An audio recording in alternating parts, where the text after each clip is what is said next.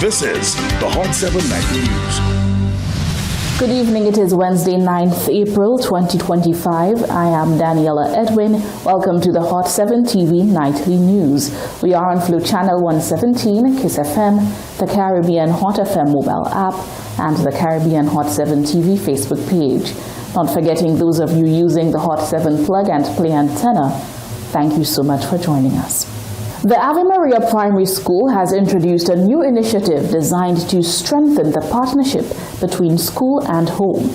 A parent empowerment workshop was launched, encouraging families to play a more active role in shaping their children's academic and personal development. On April 9th, a first-of-its-kind workshop at the Ave Maria Girls Primary School brought parents into the classroom, not to meet teachers, but to learn from them. Inviting parents into the conversation to build a stronger, united front, Principal Valerie St. Helen Henry explained that the school has replaced its usual conference-style meeting with a dynamic rotating session format. Parents moved between 8 different sessions covering critical topics ranging from parental boundaries and internet safety to nutrition, hygiene, Christian meditation, and sexual exposure prevention. The goal being to give parents the tools they need to support their children beyond academics. St. Helen Henry emphasized the need to raise well-rounded, disciplined children who are ready to learn, as she believes consistency will help improve not just behavior but academic performance across the board. She also highlighted the importance of collaboration between home and school, noting that the conduct students bring into the classroom often reflects what they're exposed to outside of it, with social media also having a gross impact. It is all part of us providing support to the parents. We realize that we cannot do it alone. And some of the parents do need a little more guidance, a little more support, so that when the children at home, they know how to deal with certain behaviors, and they need to understand that it takes a village. We cannot do it alone. When the students come to school, we are inundated with a number of various behaviors that we have to deal with. So we cannot do it alone. And as I said, it takes a village. And so we are here today with our parents. It's all about them today.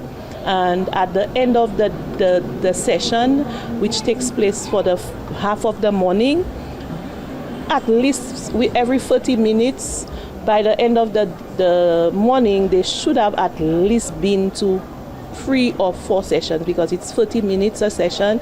So we ring at the 30 minutes and they rotate to go to the next room. And we're hoping that at the end of the day, they will appreciate the support that we are giving them.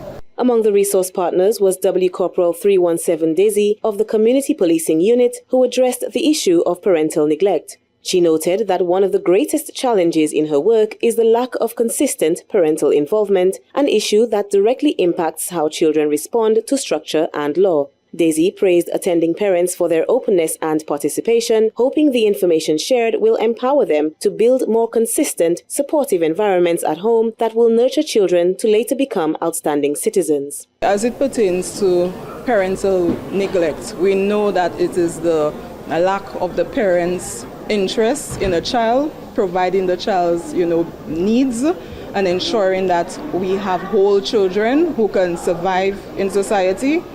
And I would say that a lot of the problems that we have at the schools is as a result of poor parenting. Parents are not, maybe they are not skilled enough or versed enough to impact a child, but we are plagued with poor parenting in society, and we get that a lot. Because when you ask certain questions such as, did you have food? Basic things like that. Did you have lunch? And sometimes they would say no. Does your mother work, and who is providing for you? They would tell you that, she went to work, but she didn't have enough money. So we would say the lack of resources. Not every parent is equipped to deal with, certain issues.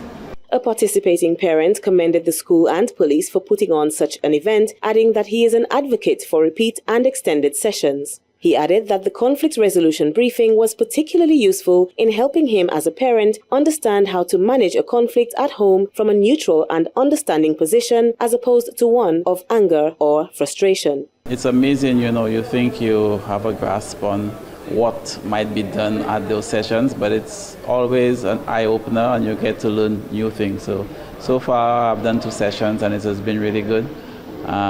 We've done some work with the police and now we just did some conflict resolution. In terms of the relationship with my child, I think it's definitely something that will help, because I think I was guilty of some of the things that the instructors were saying in terms of not paying attention to your child or not giving them that time to explain. Sometimes you brush them off because you're doing something else. So it is something in terms of interacting with my daughter is something I really need to improve on. So I think this session was very, very, very good indeed.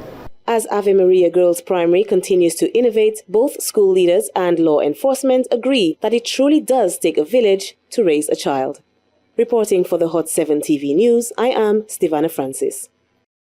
The body of an elderly Soufrière man was retrieved from the Soufrière Bay on Wednesday.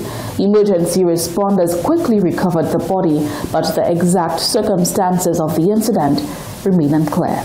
A suspected drowning was reported to the Soufrière police station at approximately 10:55 a.m. on Wednesday, April 9, 2025, after the body of an elderly man was recovered from the Soufrière Bay. The deceased has been identified as Thomas Edwin, a resident of Forbinier-Soufrière, believed to be in his late 70s. Emergency responders and law enforcement officers were promptly dispatched to the scene following the alert, where the body was retrieved from the water. At this time, the circumstances surrounding the incident remain unclear, and the matter is under active investigation by local authorities. Police have not confirmed whether foul play is suspected, and an official cause of death is yet to be determined, pending further examination. Authorities are urging anyone with information related to the incident to come forward as investigations continues.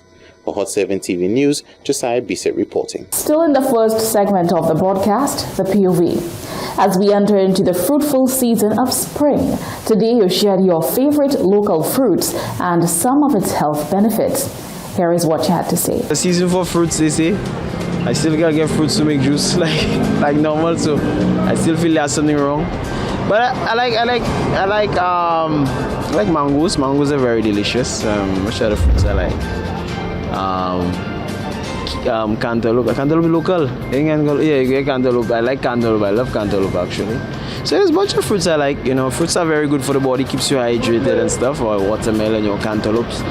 So yeah, oranges, vitamin C, always good for the body. So yeah, lots of fruits. Go hard or go home season.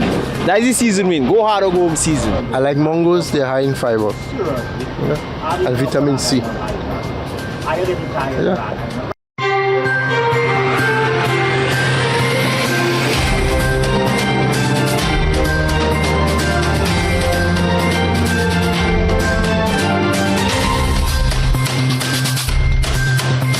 Want to share your point of view with us on trending topics in the news? We would love to hear from you. Look out for our reporters or head over to our Facebook and Instagram pages at Caribbean Hot 7 TV.